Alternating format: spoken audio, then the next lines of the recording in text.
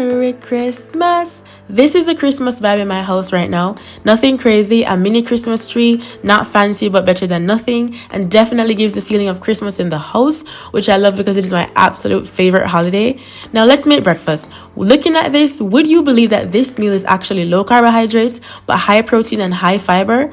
Let me show you exactly how I made it. For example, I'm about to make my recipe for protein pancakes, and you're gonna make it with me and you're gonna see exactly how it's made and how you can try it yourself. And normally I like to add the wet ingredients first. So first wet ingredient would be almond milk. I personally opt for unsweetened almond milk, vanilla flavor, so that it's not too bland, but I think this one is just original flavor. 4 tablespoons. The other wet ingredients I'm going to add is just 1 egg. You can add 2 eggs, but normally I like to add 1 in the actual pancake batter, and then I like scramble the other one to eat with it. But today I'm not gonna make any scrambled. I'm just gonna do the one that's inside. So I'm just going to do 1 egg. Protein powder, we're just gonna add 1 scoop. 1 scoop of this particular protein powder is 25 grams of protein. And then I think 1 egg is about 6 grams of protein. So basically I'm having like 31 grams of protein in my pancake. Pretty cool. And the more protein in your meal, the more satiated you will feel, so you don't have to worry about, oh my gosh, but there are no carbs, there's no flour, I'm gonna be hungry. No, the high protein value will keep you satiated. Now I had some frozen banana. I kind of left it out so that it could like defreeze, is that a word? Defreeze a bit. So I like to add just a little piece of banana in there so it has like, you know, it's not like too bland, a little hint of banana taste. Then we're gonna add 1.5 teaspoons of baking powder. So I forgot a wet ingredient, but vanilla extract. Normally I just do like a cork.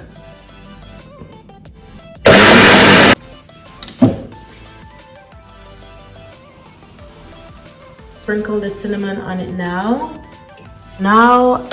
Normally I just wait until I see the bubbles and it looks kind of firm, and then I flip it on the other side.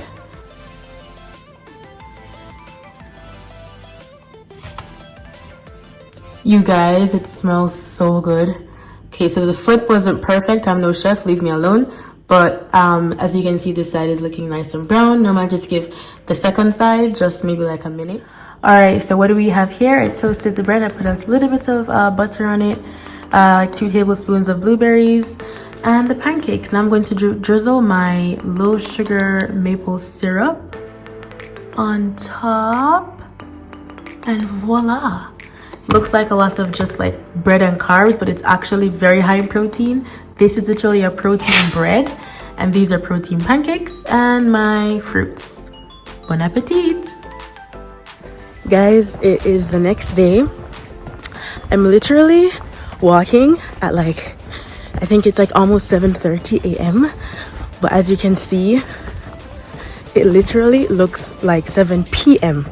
So welcome to December in Europe, and I guess also December in most places where the nights are short, the nights are longer, so the mornings feel like the nights.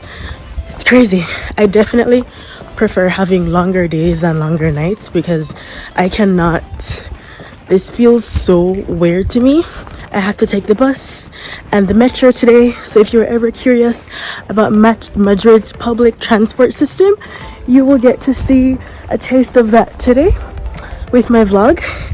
I'm going to get my hair done, but it's kind of a bit of a long commute, so I'm leaving early. It's a 10 a.m. appointment. It's almost 7:30 a.m. because, like I said, I have to do about 2 buses and a metro. So we're in for quite the journey, but this is my fit check. Hope you guys are enjoying your December so far. Blessings to you and your family. Merry Christmas. Feliz Navidad. Ooh, they also did the street lights a little bit too. Yeah. Wow. Look at that, guys. Beautiful. I love Christmas. I love Christmas lights.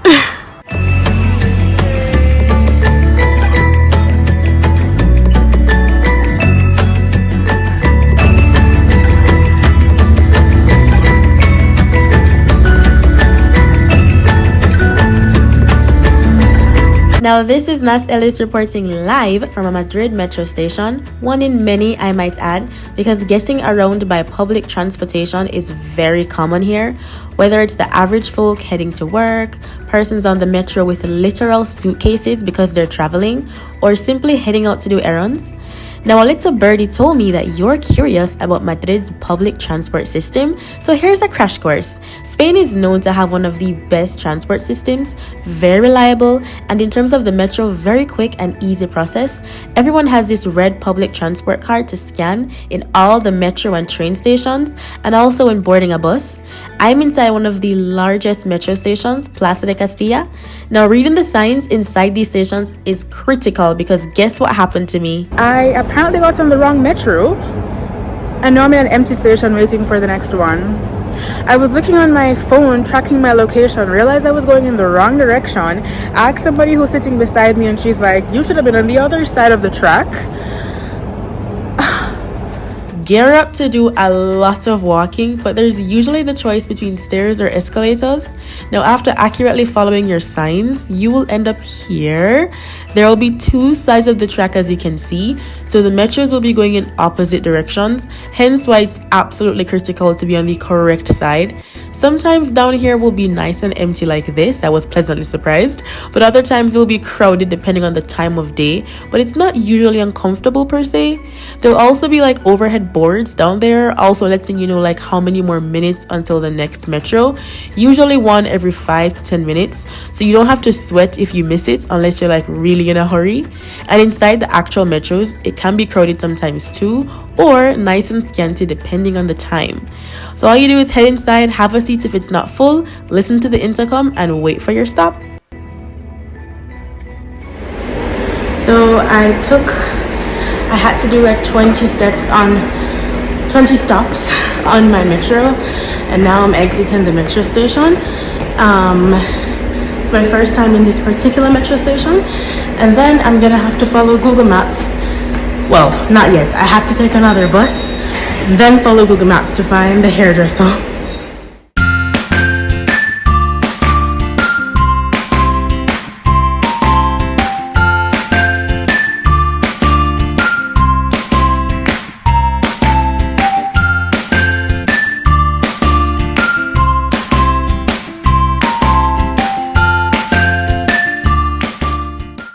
Próxima parada, Buenos Aires. Coincidente con línea 54, 58, 103. Look at all the fall leaves falling down. Oh my gosh. So I'm in where it's called Buenos Aires, which is funny because they're like streets in Spain that's named after other Spanish cities in other Spanish speaking countries, which I think is so interesting. But yeah, so now it's my first time here, so I am definitely going to be popping into Google Maps where to find my hairdresser. I'm also super early though, so let's see.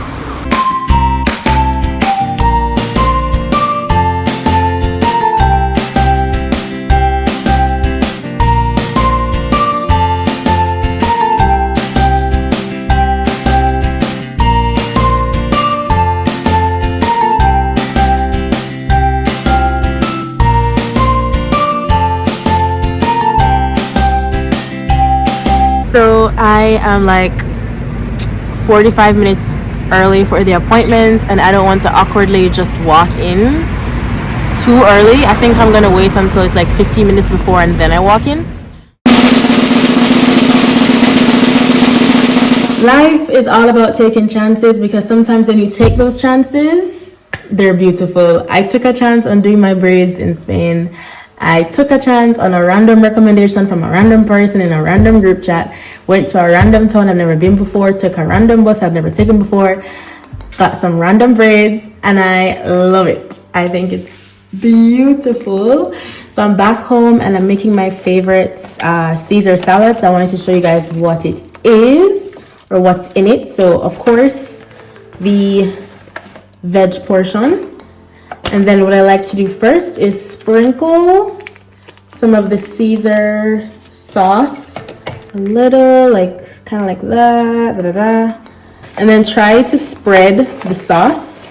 Now we're going to pour in, this is chicken, breadcrumbs, cheese, pour that in. Then I just scrambled an egg that I'm gonna pour in as well, just to kind of boost the protein in it. So now this is what we're working with. You're gonna mix it all together, and bon appetit.